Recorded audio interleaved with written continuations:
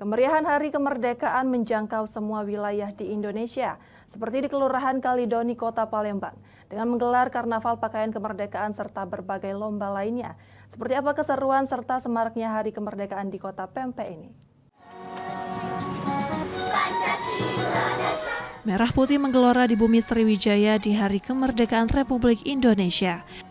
Warga Selayur, Kecamatan Kalidoni, Kota Palembang menggelar karnaval pakaian adat kemerdekaan. Dengan berbagai jenis pakaian kemerdekaan serta pakaian adat, ratusan warga mulai dari balita hingga orang tua berjalan menyusuri Jalan Mayor Z yang diperkirakan berjarak kurang lebih 1 km.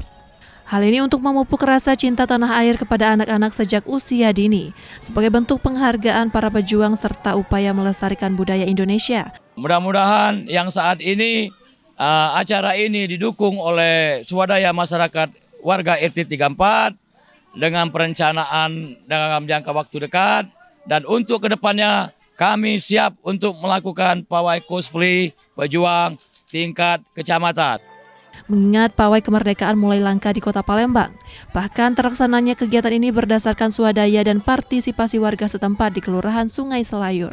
Kami berbahagia kami bisa melaksanakan kegiatan pawai karnaval yang tidak pernah lagi, yang sudah jarang dilakukan di tahun-tahun sebelumnya. Kami berharap tahun depan kegiatan acara tahun ini lebih meriah lagi.